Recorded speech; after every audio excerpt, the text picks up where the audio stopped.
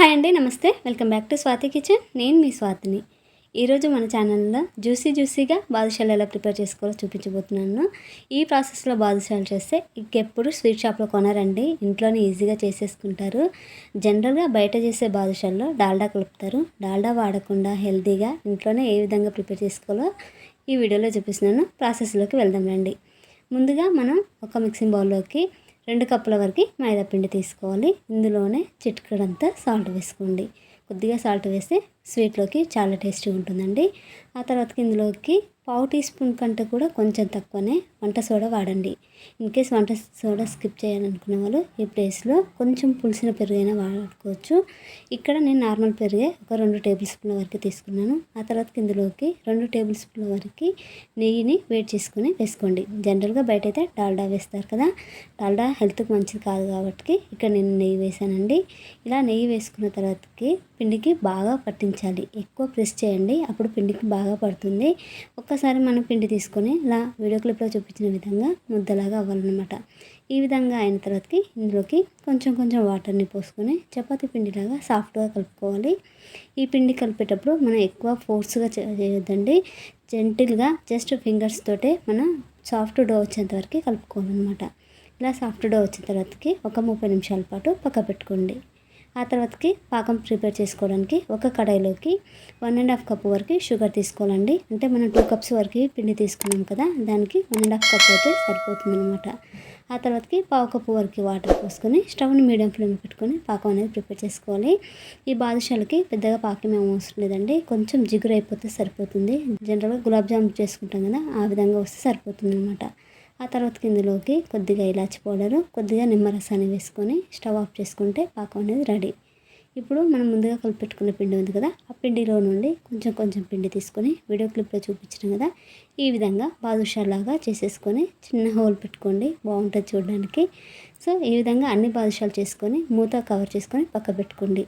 ఇప్పుడు deep fry చేసుకోవడానికి ఒక కడాయిలోకి ఆయిల్ పోసుకోండి. ఆయిల్ నార్మల్ హీట్ అయి ఉండాలండి. బాదుషాలు వేసేటప్పటికి ఆయిల్ అనేది హీట్ అయి ఉంటే పైన తోపు అనేది గట్టిగా అవుతుంది అనమాట. ఇది ఒకటి గుర్తుపెట్టుకోండి. నార్మల్ హీట్ ఉన్నప్పుడే మనం బాదుషాలు మొత్తం వేసుకొని స్టవ్ని లో ఫ్లేమ్లోనే పెట్టుకుని అటు ఇటు కలుపుకుంటూ గోల్డెన్ బ్రౌన్ వచ్చేంత వరకు ఫ్రై చేసుకోవాలి. నిదానంగా ఫ్రై చేస్తేనే మనకి బాదుషాలు లోపల వరకు చక్కగా ఉడికిపోయి ఎక్కడ పిండి అనేది లేకుండా పాకాన్ని కూడా చక్కగా అబ్జర్వ్ చేసుకుంటాయండి. సో అందుకనే లో ఫ్లేమ్లో పెట్టుకొని ఒక 5-6 నిమిషాల పాటైనా ఈ బాదుషాలని ఫ్రై చేసుకోండి. ఎప్పుడైతే మంచి గోల్డెన్ కలర్కి వస్తాయో అప్పుడు వీటిని తీసేసుకోవాలి. చూసారు కదా ఎంత చక్కగా ఫ్రై అయిపోయినాయో, ఈ విధంగా రావాలన్నమాట. సో ఇలా ఫ్రై చేసుకున్న వాటిని మనం ముందుగా ప్రిపేర్ చేసుకున్న పాకం ఉంది కదా, ఆ పాకంలోకి వేసుకొని కనీసం ఒక 10 నుండి 15 నిమిషాల పాటైనా ఉంచేసుకోవాలి. అప్పుడే బాదుషాలు చక్కగా షుగర్ సిరప్ని అబ్జర్వ్ చేసుకుంటాయండి. ఇలా ఒక 10-15 నిమిషాల తర్వాత చూపిస్తున్న బాదుషాలు అనేది రెడీ. సింపుల్గా ఇంట్లోనే చేసేసుకోవచ్చు. ఇప్పుడు రాఖీ వస్తుంది కాబట్టి ఒకసారి ట్రై చేయండి. ఇంట్లో వాళ్ళైతే ఖచ్చితంగా ఇంప్రెస్ అవుతారు. నేను చెప్పిన ప్రాసెస్లో ఒకసారి ట్రై చేశాక మీకు ఎలా కుదిరిందో మీ ఫీడ్బ్యాక్ నాతోటి కామెంట్స్లో షేర్ చేయండి. అలాగే వీడియో నచ్చితే ఒక లైక్ కొట్టండి. మీ ఫ్రెండ్స్ అండ్ రిలేటివ్స్ తోటి షేర్ చేసుకోండి. ఇలాంటి క్విక్ అండ్ హెల్తీ రెసిపీస్ కోసం స్వాతి కిచెన్ని సబ్స్క్రైబ్ చేసుకొని పక్కన బెల్ ఐకాన్ని యాక్టివేట్ చేసుకోండి.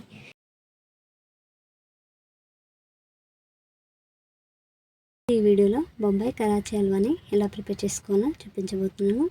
జస్ట్ ఒక 10 నిమిషాల్లో ఈ స్వీట్ ప్రిపేర్ చేసుకోవచ్చు. చాలా సింపుల్గా ఉంటుంది. వంట రాని వాళ్ళు కూడా ఈజీగా చేసేస్తారు. నేను చెప్పిన కొలతల్లో ఒకసారి ట్రై చేయండి, పర్ఫెక్ట్గా కుదురుతుంది. ఇన్ని రోజులు బయట వందలు పెట్టి ఖర్చు పెట్టామా, ఇంత ఈజీ ప్రాసెస్లో చేసుకోలేకపోయామా అని అనుకుంటారు. సో ఇలా చేసుకోవాలో చూసేద్దాం రండి. ముందుగా ఈ హల్వా చేసుకోవడానికి ఒక బౌల్లోకి 1/2 కప్పు వరకు కార్న్ఫ్లోర్ వేసుకోవాలండి. అదే బౌల్లోకి 1 కప్పు వరకు వాటర్, అంటే మనం తీసుకున్న కార్న్ఫ్లోర్కి డబల్ అనమాట. డబల్ క్వాంటిటీలో వాటర్ అనేది తీసుకోవాలి. వాటర్ని ఒక్కసారిగా కాకుండా కొంచెం పోసుకుంటూ కలుపుకోండి. ఒక్కసారిగా వేసామంటే కార్న్ఫ్లోర్ మొత్తం ఉండలు కట్టిపోతుందండి. సో అందుకని వాటర్ని చూసుకుంటూ మనం పిండి అనేది కలుపుకోవాలన్నమాట. ఈ విధంగా కలుపుకొని పక్క పెట్టుకోండి. ఇప్పుడు మరొక కడాయిలోకి 1 కప్పు వరకు షుగర్ వేసుకోవాలి. అంటే మనం తీసుకున్న కార్న్ఫ్లోర్కి డబల్ క్వాంటిటీ అనమాట. సో ఇలా షుగర్ వేసుకున్న తర్వాతకి ఇందులోకి 1 కప్పు వరకు వాటర్ పోసుకొని స్టవ్ని లో ఫ్లేమ్లో పెట్టుకొని జస్ట్ షుగర్ మొత్తం మెల్ట్ అయిపోయేంత వరకు కంటిన్యూగా కలుపుకుంటూ ఉండాలి.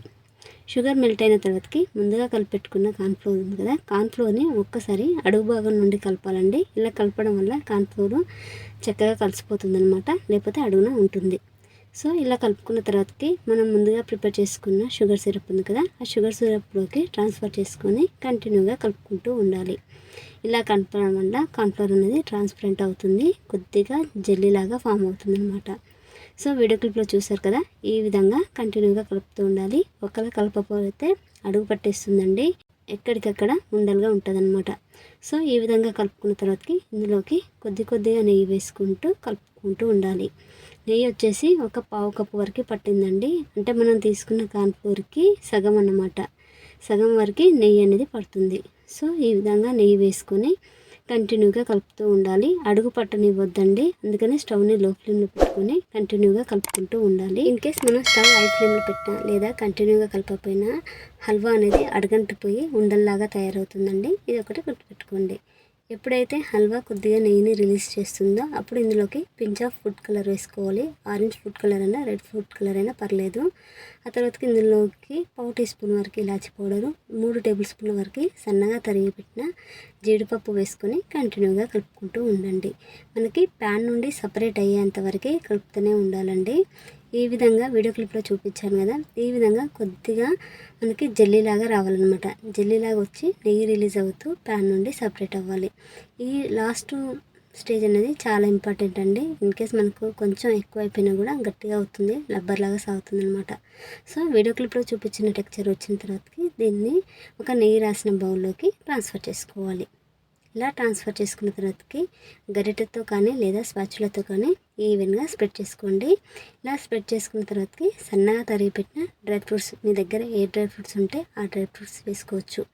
ఇక్కడ నేను బాదంని, జీడిపప్పుని సన్నగా తరిగి పెట్టి వేసుకున్నాను. ఇలా వేసుకున్న తర్వాతకి హాఫ్ అన్ అవర్ పాటు పక్క పెట్టుకోండి, కంప్లీట్గా చల్లారాలన్నమాట. ఇలా చల్లారిన తర్వాతకి వీడియో క్లిప్లో చూపించిన విధంగా కట్ చేసుకోండి. మీకు నచ్చిన సైజులో కట్ చేసుకొని ఒక ప్లేట్లోకి డీమౌల్డ్ చేసుకున్నారంటే బాంబే కరాచీ హల్వా రెడీ. చాలా సింపుల్గా చేసేసుకోవచ్చు కూడా, పిల్లలకు అయితే చాలా ఇష్టంగా తింటారు. వంట రాని వాళ్ళు కూడా ఈజీగా చేసేసుకోవచ్చు.